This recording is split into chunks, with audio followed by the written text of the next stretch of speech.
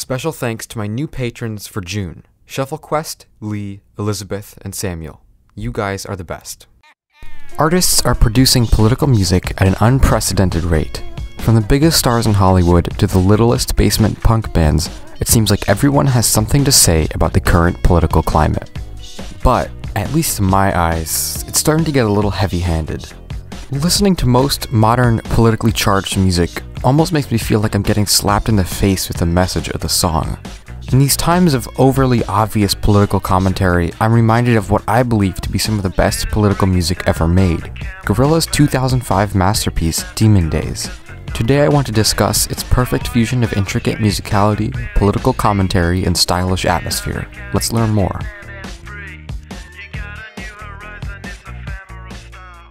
The idea for Demon Days came to Damon Albarn in the early 2000s when he and his family were taking a train from Beijing, China to Mongolia. In a 2005 interview with Notion magazine, he spoke about how the train went through an area of China that had been completely left behind by the advancement of civilization. The sea of dead trees and tiny towns that had existed for thousands of years without any influence from the outside world created an otherworldly, post-apocalyptic landscape that put Damon in the perfect mindset to create the brooding music that would eventually become Demon Days. Despite these isolated origins, Demon Days was very much a topical album. In 2005, Damon told MTV News that he was inspired by an atmosphere of darkness brought on by political turmoil and cultural crisis. It's about demons. It's about the way they've descended upon the earth. Each of the songs confronts a topic that one might dive into during a long, sleepless night, and according to Albarn, this is an allegory as well. He saw the world around him descending into a state of perpetual darkness. Demon Days confronts pollution, war, paranoia, alcohol, climate change, and more. So how does it manage all of this while still being musically varied and lyrically interesting? First of all, Demon Days is leagues more subtle than its peers.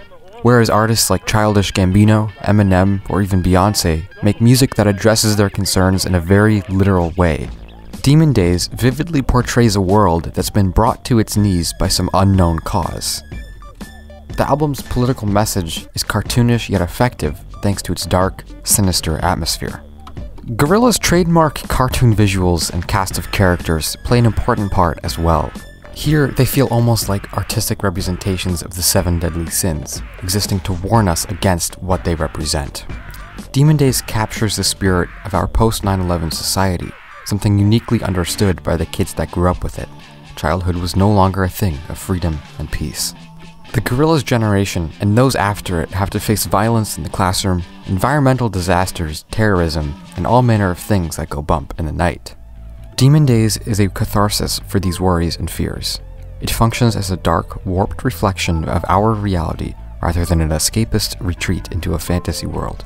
That being said, most people don't really pay attention to this aspect of Demon Days. It's mostly just remembered as a pretty good trip-hop album with pop and electro influence and a weird atmosphere. First of all, it was definitely ahead of its time. If Demon Days were released 5 or 10 years later, I'm pretty sure it would have been immediately declared a masterpiece. The infamous, devastating London bombings would occur just 2 months after the release of the album, and events like that would only become more common as the decade wore on. Now, 13 years after Demon Days came out, we can more clearly see the picture it paints of a world that is no longer safe. That being said, Demon Days went double platinum in the US, selling over 8 million copies worldwide. Not only was the album ahead of its time, but it also suffered from a deceptive image. People thought Gorillaz was childish music, rather than childlike music. The stylized characters that appear in the band's music videos and online interviews exist in a bizarre reality of floating windmills, burned-out factories, and unfriendly faces. The children's choir in Dirty Harry that repeats, "I need a gun to keep myself from harm," gives away Gorillaz' MO. The kids aren't alright. This is not a work of music for kids, it's a work of music about kids, and the uncertain future for them that Damon Albarn saw in 2005. The decision to make Gorillaz so strongly tied to its visuals was an excellent one. The early 2000s were the first time in history when videos could be shared across the entire world easily through the internet. Having such a strong visual presentation made Gorillaz a band worth talking about. Demon Days is easily one of the best albums to come out of the 2000s. The songs blend together to create an odyssey through the darkness of an uncertain time in history. Now, more than ever, do we find the record's twisted vision an accurate depiction of what our society is going through.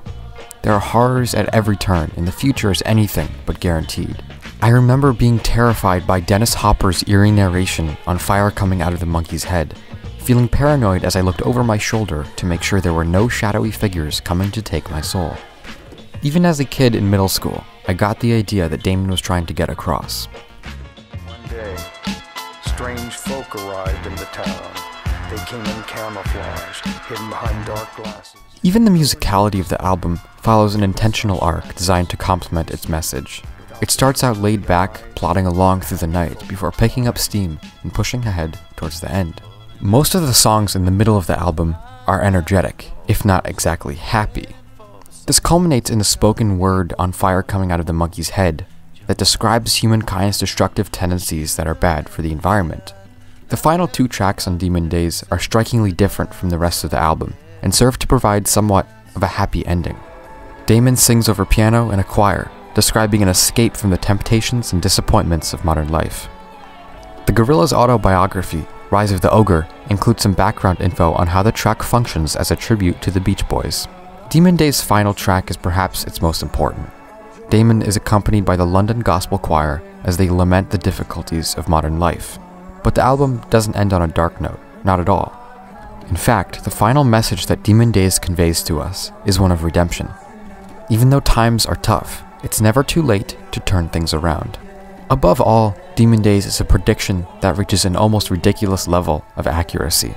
Little did Gorillaz know that the questions and problems presented on the album would only become more pressing as time passed. There's a reason Demon Days remains one of my favorite albums of all time, because even as my tastes change and I change, it remains a steadfast companion to the 21st century in all its sinister darkness and fearful catharsis.